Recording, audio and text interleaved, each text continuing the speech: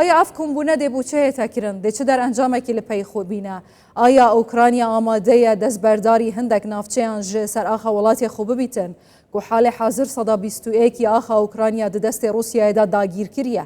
جبلی هەرێما کریمیا کو ساڵا 2014 ژالیە رووسیای هاتیە داگیرکردن ئایا ئەف سەفقا دەهێتەکردن دەیا بچ ڕەنگی بیت دێت خێرە ئوکرانیایەدا بیتن یان نە Van Persanji Diktor Ivan Oz şêwirmendê bilind li senterê lêkolîna siyaseta derveya serbe damezraweya niştîmanî bû lêkolînên stratîjî dipirsim. Diktor Ivan tu bi xêratiya Kurdistan 24 Cenab-ê wan ji Kiyevê digelme daye. Ev kombûna qasekê dî bîstekê dî dêl koşka spî hêtekirin Serokê Amerîka, Serokê Ukrayna, hejmareke serkirdeyên welatên Ewropî, Serokwezîrên Brîtanya têda amade ye kombûna duyem me. کمتر ji 5 rojan li ser şerê de beyna Rusya û Ukrayna dihête encamdan. Kombûna yekem ya Putin û Trump bêrê keftin bû. Lê tenê dibêjin li heftê gihiştineke erênî çêbûye. Aya kombûna ev rûkebû çi ye? Li ser çi ye? Aya ev kombûne dê şerê ragirît yan jî dê berdewamiyê de tê?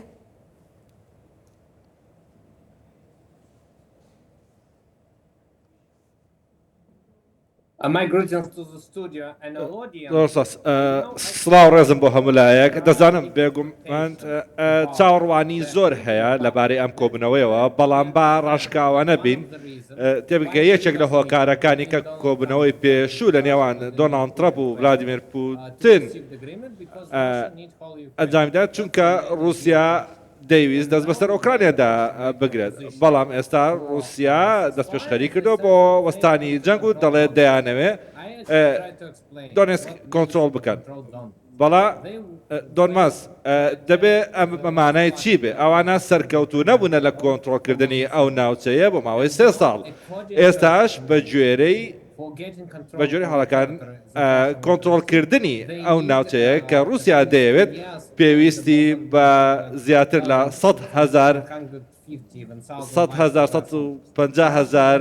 سەرباز هەیە بۆیە پێ ناکرێت بۆیە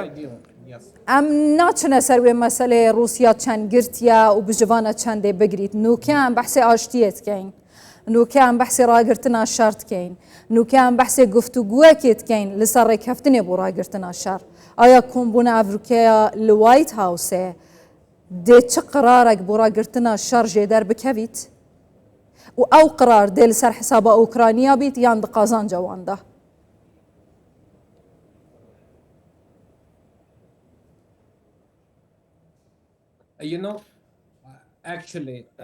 لە ڕاستە بۆ ئەو کۆبوونەوەیە پێم وایە ئۆکرانیا لەگەڵ پشتیوانەکەی کە لەگەڵیدایە سیاست وەدارانی ئەوروپا پێم وایە دۆناڵد ترامپیش لەگەڵانە هاوسەنگە بۆ ڕزاکردنی ئۆکرانیا بۆیە ئۆکرانیا ئامادە نییە بۆ ئەم ڕێکەوتنە بۆیە 90% گرنتی پێدراوە بۆ پاراستنی بۆیە هەمومان بینیمان کە لە ماجی دوودا چی ڕوویدا بەڵام ئەمە چاوەڕوانی ئەوە ناکەی کەسیشی زۆری لێ بکەێتەوە بۆیە ئەوروپیەکانیش گوتیانە کە لە پشت ئۆکرانیا دەوەستن و لەوە دەترسن کە ئۆکرانیا بەتەنیا بمێنێتەوە ئەها پرسیارە ئۆکرانیا ناترسیت ئۆکرانیا بتەنێ بمێنیت ئەمریکایە هاریکاریان خوێندارایی پێدانا چەک بە خۆڕایی بۆ ئۆکرانیا ڕاگرتیە دبێژیت نەمەجبورم ژاریەکێدی وڵاتێن ئەوروپی حتا کیڤە دێ ئوکرانیا پارەدار و پرچەک بکەن لە دژی ڕووسیایە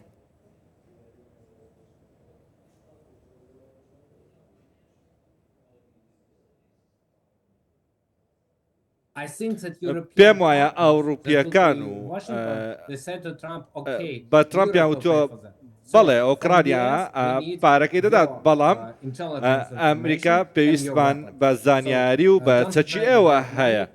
باسی پارە ناکەین بەڵام ئەوروپیەکان ئەمە دابین دەکەن بۆیە ئەوروپا نایەوێت جەنگ لە سنوورەکانیدا ڕوو بدات بۆیە دەبێت رووسیا بوەستێن و لە ڕوویدارایەوەی هاریکاری دەکەن بۆیە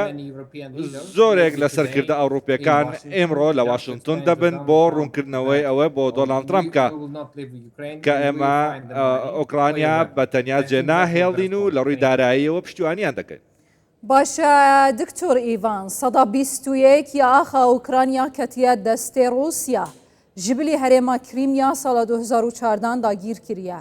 نوکە بەحسا شێوەیەک یانجی هەندێک سیناریۆ لەسەر میکانزما ڕێکەفتنێ بەینە ئوکرانیا و رووسایە لە کوشکا سپی دێهێنە بەحەسکردن. ئەو چار هەرێمێن رووسایە گرتی ئوکرانیا دەست بەردار ببیتن رووسیاژی بەرامبەر دەست ji شەڕی بەردەتن. ئایا جێبەجێکردنا vê سیناریۆیە ڕازیبوونا ئوکرانیایە bi vê سیناریۆیە ممکنە؟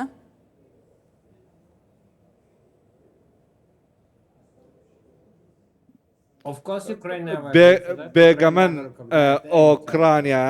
بەمە ڕازی نابێت بۆ نمونە دەستبەرداری هیچ پارچێک لە خاکەی نابێت. چەند هەفتەیەک لەمە بەریشوتی کە بە هیچ داگیرکاریەک ڕازی نابێت. هەروەها بەوە ڕازی نابین کە دیفاکتۆیەکی نوێ دروست بکرێت. بۆیە ئۆکرانیا وتی دەکرێت ئەو بڕێ خاچی ئۆکرانیا داگیرکراون بەڵام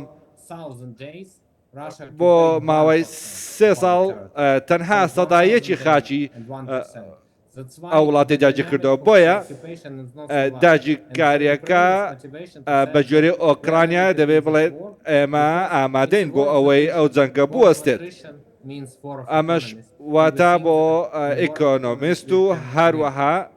لەو بارەشەوە ئەوان دەیانەوێت براوە بن بۆیە وەڵامی ئەوروپیەکانیش کە بۆ پشتیوانی ئۆکرانیا هەیە دەبرێتەوە. مادەم هوسایە وێ گاوێ سەرکردەیەن وڵاتên ئەوروپی دنافواندا سەرۆکوەزیرên بریتانیا دێ بشێن دێ بکاربن ئەمریکا دۆناڵد ترامپ ژی ڕازی بکەن بەردەوامیە بدەتە پێدانا هەفکاریên خوێن چەک بێ بەرامبەر بۆ ئوکرانیایە بوو بەردەوامیە شار دگەل رووسایە ممکنە؟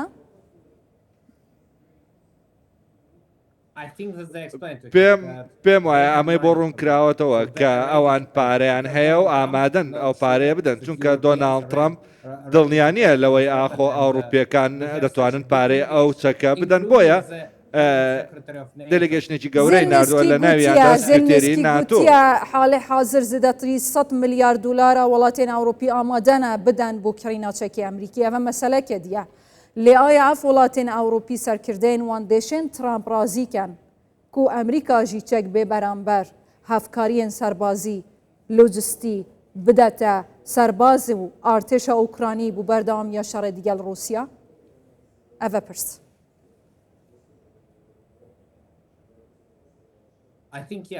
پێم وایە بڵێ ئەوروپا لەوە تێدەگات کە دۆخەکەی کە ئێستا تێیدان بە هەمان ئەوەیە کە لە ساڵی 1930 تێدا بوو هیتلەر کۆنتترۆڵی چیچی کرد لە خاچی سۆڤێتدا ئەو کات سەرکردەکانی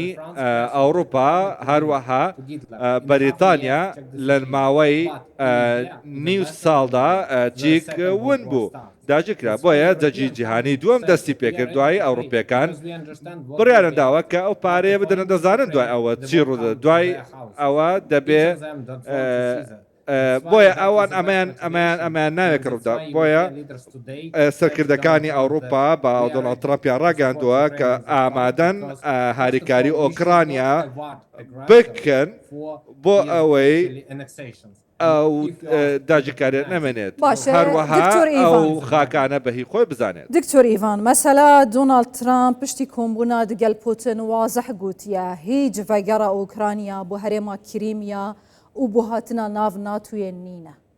ئەڤروکێژی زلنسکی قرارێت داد ئایا یەکسەر شەڕی ڕابگرین یانژی بەردەوام بیتن دگەل رووسایە. بڤی حاڵێ هەی پەیامێکە ڕاستە و خو نادەتە سەرۆکێ ئوکرانیا بۆ خۆ سەرکردێن دیەن وڵاتێن ئەوروپیک و پشتەوانیا بەردەوامیە ڤی شەڕیتکەن کوهین بتنێنە ئێدی ئەمریکا نەدگەل هەوەیە؟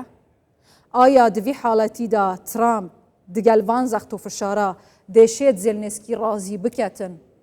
بۆ ڕاگرتنە شەڕ؟